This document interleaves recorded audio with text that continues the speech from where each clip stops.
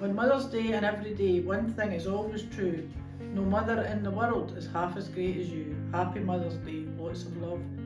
Juliet and Gary. Last year, my gran got diagnosed with cancer. Currently, 1 in every 2 people will experience a cancer diagnosis in their lifetime. I wanted to make this documentary to look into the reality of how this affects people and their families, and what support there is available out there.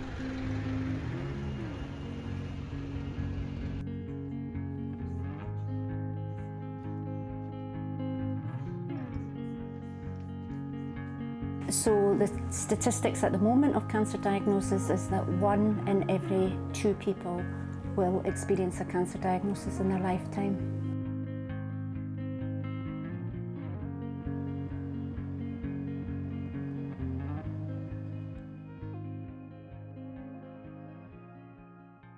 I'm Sarah, I'm 24 from Edinburgh. So I grew up with my mum, my dad and my 2 brothers. I would say my dad's best quality was that he was always up for having a laugh and he always had a really good sense of humour. So my dad was diagnosed when I was 14 and he died when I was 18. So my dad was originally diagnosed with bile duct cancer, but it spread to his lungs and his gallbladder as well. When my dad was diagnosed, I initially felt really sad, but I also felt really in shock and kind of in disbelief that it was actually true. The thing was as well, is like when he was diagnosed, like we didn't know it was terminal at that point. So it was like, you know, I was obviously sad, but I was kind of thinking, oh, like he might get better kind of thing, but then obviously he didn't, so yeah. Did you and your brothers get any support for like the hospital or like charities? Yeah, so me and my brothers never got any support, and we just kind of chose not to have any support as well. Like I didn't openly go out to like speak to anyone about it or that. So I feel like I really notice it because a lot's happened since he died. So like I've had quite a lot of different jobs, I've got a different boyfriend, and I've passed my driving test and things like that, and I've obviously got my own flat now. So I feel like he's missed out on all of that. Do you know what I mean? It's like noticeable that he's not been here for those things. So I sometimes feel like when I start a new job or meet new people and they ask me, oh, so do you live with your mum and dad? And I have to then say that my dad's dead. It can be kind of like an awkward conversation and they don't really know what to say. And I feel like it makes them feel uncomfortable and I don't really like that. So because I lost my dad to cancer, I feel like it makes you realise how real it is and how like easy it is for someone to get it. So yeah, I do sometimes worry about how common it is and how like anyone in my like friends or family could get it, or even myself.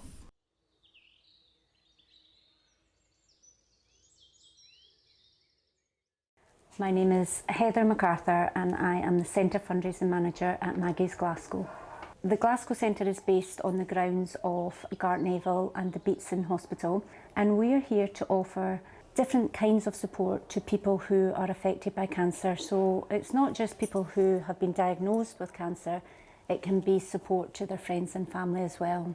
The NHS are incredible at what they do, and Maggie's work very much alongside the NHS. Somebody once said to me that the NHS saved their life and Maggie's saves their sanity. So in the first instance, people will drop into the Maggie's Centre, and the cancer support specialist, who will be a professional with a big background in oncology, they'll chat to the person in the first instance. And from there, they may begin to encourage them to attend different support groups or different classes. For example, we have a lot of relaxation, meditation, we have stress management workshops. There's a whole variety of ways in which we can support someone.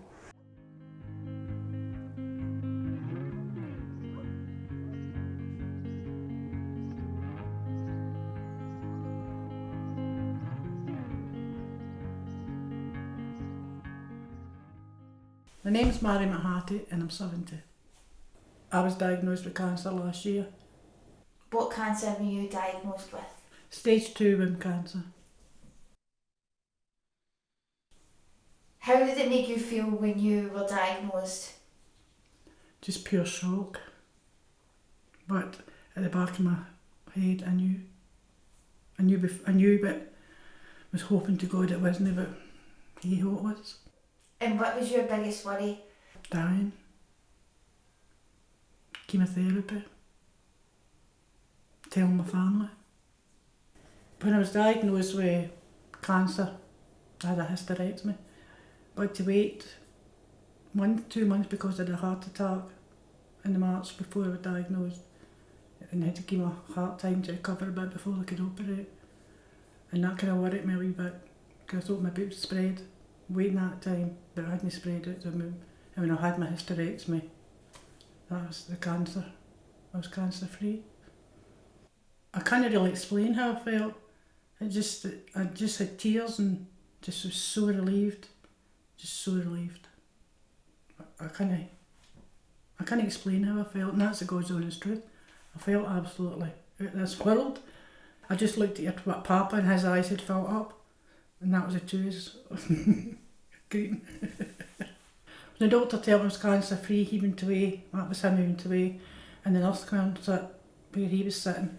She told me I wouldn't have to go with my choice to go to the Beatson for radiation 5 days a week for 5 weeks, just as a precaution to see it coming back. And it was a no-brainer. I just thought, oh aye, definitely. And oncologist nurse gave me a phone number for the cancer support to arrange transport to the Beatson, which was fabulous. Just one phone call and arranged transport and a car at my door every day for treatment up to Glasgow and back. Drivers, first class. Because hubby could have did it a couple of days, but he couldn't have managed it 5 days. Because when you get cancer, all the support tells you these things. Where to go for help and just support. Well, you need support. I don't know what it would be like without a family, because I really needed mine. We went for lunches, we did different things, we come down at night, and just a family getting together to help their mammy.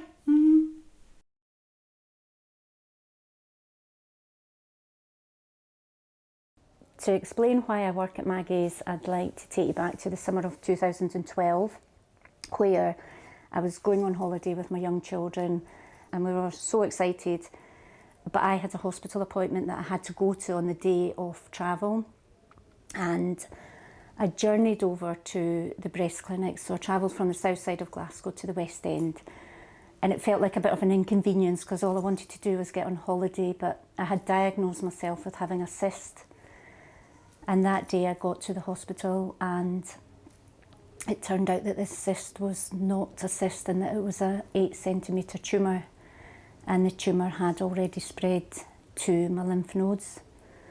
And it was a really difficult decision that I had to make that day, the hardest decision I've made in my life, and that the children would go on holiday without me.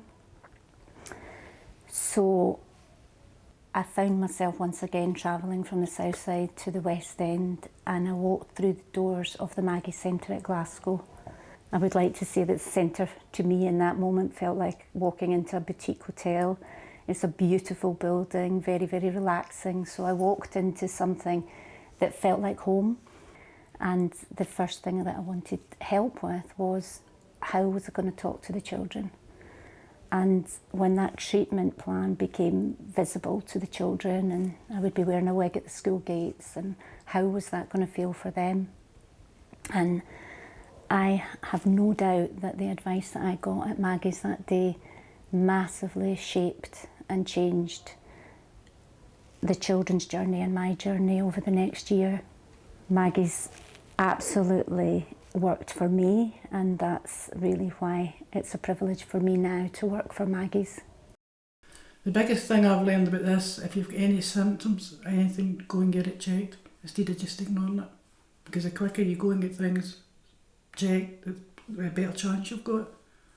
That's what I ignored a lot of things from my life, health-wise. But it's learnt me, don't ignore. Because to get a lot of things, you don't really bother about it. Okay, what I mean? Mm-hmm. Takes you, me.